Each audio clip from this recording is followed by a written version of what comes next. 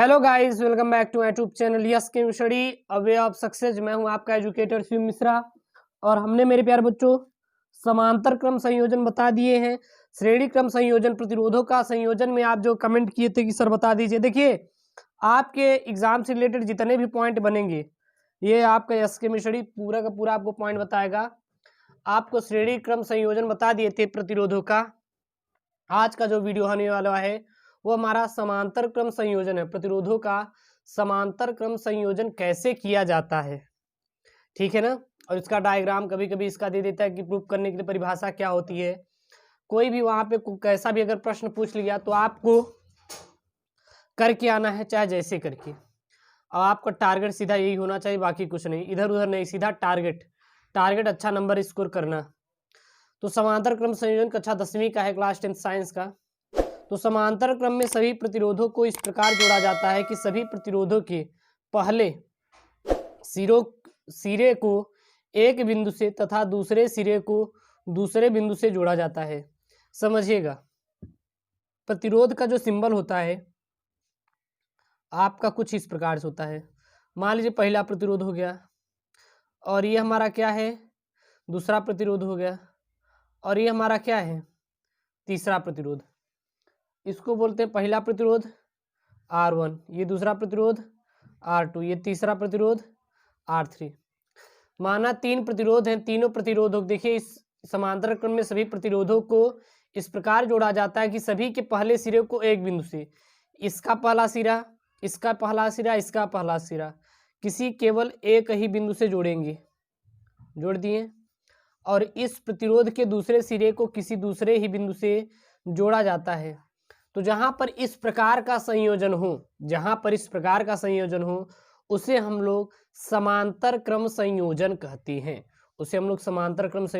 हैं। और फिर यहाँ पे एक तार लेके आएंगे, निकालेंगे, और फिर इसको हम लोग जाके बैटरी से कर देंगे। किससे कर देंगे? बैटरी से कर देंगे। और एक यहाँ पे कुंजी लगा देंगे। क्या लगा देंगे?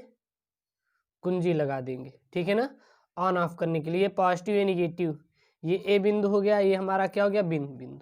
एक बात याद रखना, यदि यहाँ पर V वोल्ट की धारा हम लोग देंगे तो सभी में जो हमारा विभवांतर का मान क्या होगा, समान ही होगा। इसमें भी विभवांतर, इसमें भी समान होगा। लेकिन अगर देखिए सभी का प्रतिरोध तो अलग अलग होगा, क्योंकि प्रतिरोध तो अलग अलग लगाए गए हैं। लेकिन एक बात और ध्यान दीजिएगा, जो इसमें विद्युत धारा होगी श्रेणी क्रम में समान थी, लेकिन इसमें जो विद्युत धारा होगी समांतर क्रम में वो सभी में भिन्न भिन्न होगी। इसमें I1 तो इसमें I2 और इसमें क्या होगी, हमारी I3 होगी। यानी कि सभी में हम लोग समांतर क्रम संयोजन में अगर देखें, सभी में जो धारा का मान होता है वो मेरे प्यारे बच्चों भिन्न भिन्न ही होगा। एक समान इसमें धारा नहीं होता, सभी में क्या होगा, भिन्न भिन्न होगा। यानी कि समांतर क्रम संयोजन में 2 पॉइंट वाली बात करें तो इसमें पहला ये होता है कि सभी प्रतिरोधों के पहले सिरे को एक बिंदु से तथा दूसरे सभी सिरों के दूसरे बिंदु से जोड़ते हैं।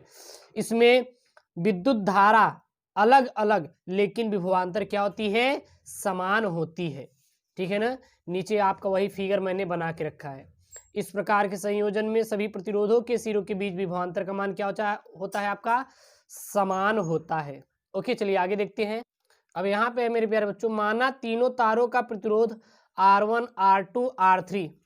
देखिए, माना तीनों तारों का प्रतिरोध, पहले तार का प्रतिरोध R1, दूसरे तार का R2, तीसरे तार का R3, एवं धारा I1, I2, I3 हो, धारा I1, I2 एंड I3 हो, तथा सर्वनिष्ठ विभव V हो। सर्वनिष्ठ मतलब कि सभी में विभव का मान क्या होगा, समान होगा। तो V हो तो ओम के नियम से, ओम का नियम क्या होता है, V equal to I are.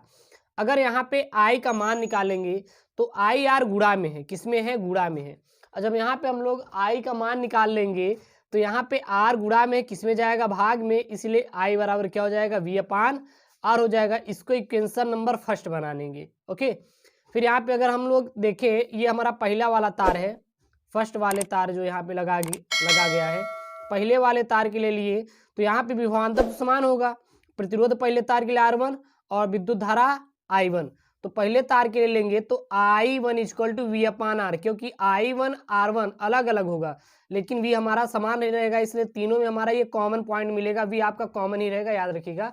बाकी I1 और R2 इसी प्रकार दूसरे के लिए यहाँ पे जो I1 है उसको I2 और यहाँ पे R2 की R1 के स्थान पे R2 कर देंगे क्योंकि दूसरा है। तीसरा लिखा रहेगा तो यहाँ पे 3 लिख देंगे, दूसरा है तो 2 1 है तो 1 और कुछ भी करने की आवश्यकता नहीं है।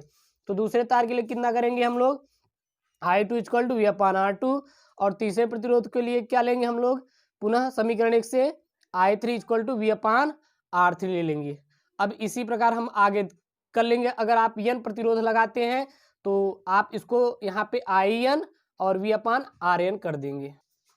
अब यहाँ पे है हम बिंदु ए पर अगर बिंदु ए पर धारा देखें तीनों भागों में विभाजित हो जाती। देखिए यहाँ से धारा तो जा रही हमारी, यहाँ से मैंने धारा तो दिया क्योंकि यहाँ पे मैंने क्या लगाया है, यहाँ पे लगा है बैटरी, यहाँ पे क्या लगा है, बैटरी लगी है।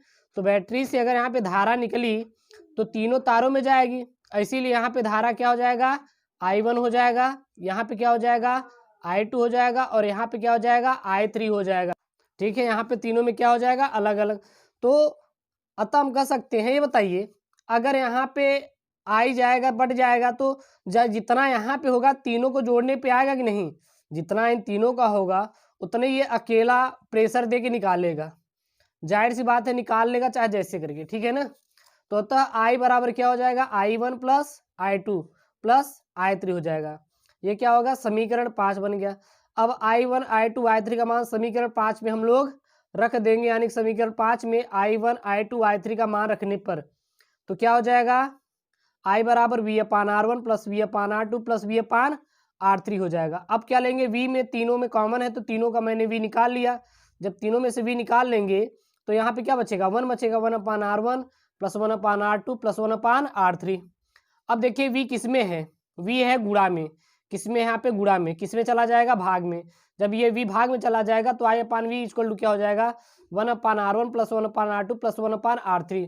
चूंकि अगर देखें ओम के नियम से I बराबर वी आर होता है, V बराबर आई आर होता है ओम के नियम से, तो I बराबर V अपान R हो जाएगा। अगर हम लोग V को यहाँ पे देखें, यहाँ पे कुछ नहीं, कितना है, 1 है।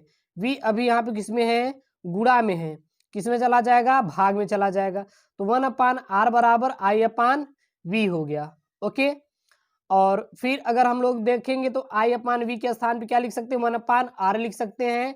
यहाँ पे मैंने लिख दिया, फिर यहाँ पे है 1 upon R1 plus 1 upon R2 plus 1 upon R3 मैंने वैसे यहाँ पे मेरे प्यारे बच्चों लिख दिया, इसमें कुछ किया नहीं। अतः तुल्य प्रतिरोध अगर n तक हम लोग प्रतिरोध जोड़ दें तो क्या हो जाएगा, 1 upon R equal to 1 upon R1 1 upon R2 plus 1 upon R3 plus dot dot dot dot n 1 upon Rn, यानी कि n तक हो जाएगा। 10 ठो जुड़े हैं तो 10 तक, 20 ठो जुड़े हैं 20 तक, n तक जुड़े तो n तक, और यही हमारा क्या है, 1 अपान R, जहाँ R क्या हमारा तुल्य प्रतिरोध है, ये वाला R, और R1 R2 R3 क्या है, ये हमारा प्रतिरोध है। तो ये मेरे प्यारे बच्चों समांतर क्रम संयोजन। प्लीज यार इतना आपके लिए मेहनत किया जा रहा है तो एक लाइक सब्सक्राइब ठोक दीजिए, चाहे जैसे करके ठोकिए, अब हमसे मतलब नहीं पड़ी होगी दोस्तों। थैंक यू, जय।